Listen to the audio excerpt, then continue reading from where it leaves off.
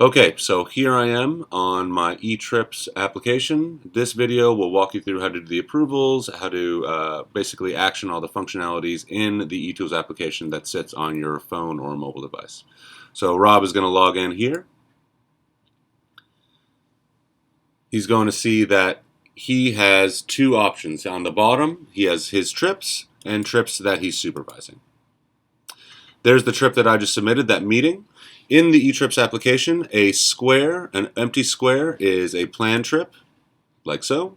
A submitted trip is a 1 check.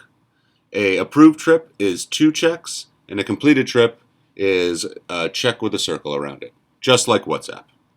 So quickly, Rob is going to approve my trip here in his supervised panel. So those are the trips he's supervising. On his phone, he sees, okay, Mac is going for a meeting. He can approve it directly from this dashboard, or he can go in, look at the details of the travel.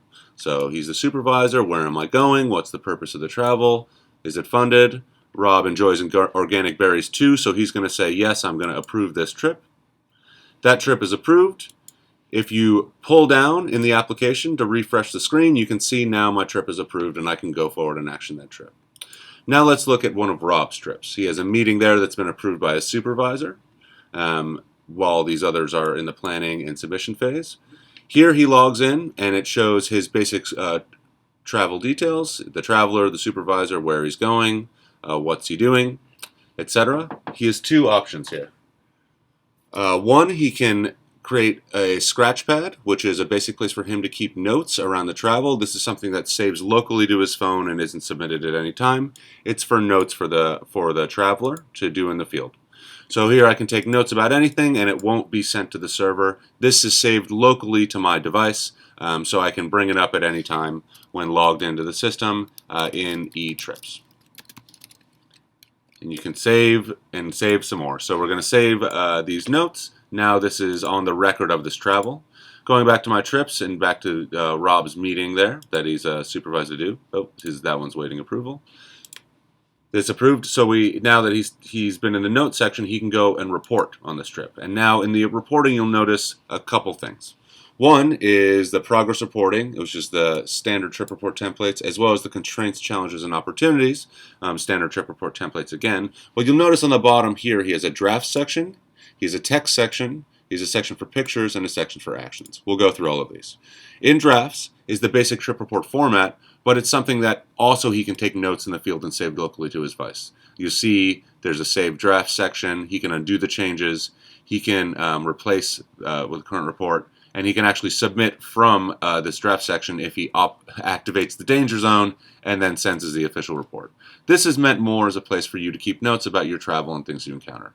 In the text field, or the text tab, this is the actual trip report format. If Rob fills this out, he can fill this out in the car while he's traveling, etc. And he scrolls down and fills out all these observations, his constraints and challenges, etc. He can click the submit button, and this is actually submitted as a trip report, his official trip report. Before he wants to do that, though, he wants to take a picture of something he saw in the field to append to his trip report.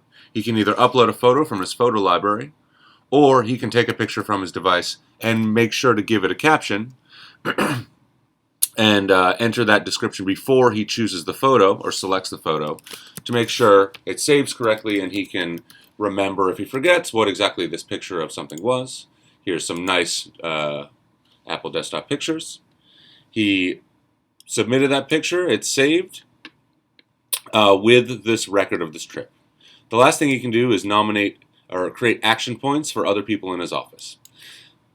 If I click that action point, he selects the status of the action point. You have open, closed, ongoing, or canceled. So an open action is something that he assigns. Someone would get this and say, yes, this is ongoing, I'm doing it, or I've closed it. He can do the description of the action point, any comments. He assigns a due date of this action by when it needs to be done, and he assigns a person responsible based off the list of all the people in his office. When he submits this action point as well, it appends to the trip report and shows up on whoever he nominated's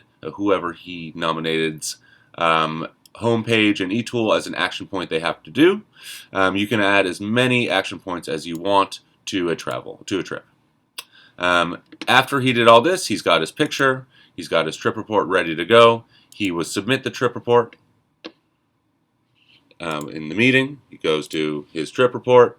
There it is. We didn't fill out much, but imagine there's some data in there. And he will submit the report. New opportunity indeed. So he will submit this report. It will send. It's been successfully submitted.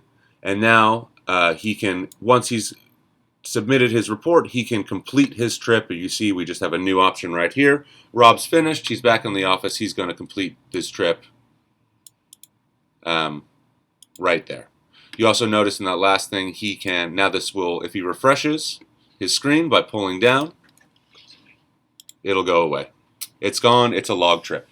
This then shows up on his dashboard and also on the partnership tab, where this trip against this partnership, if it was a partnership, would show up.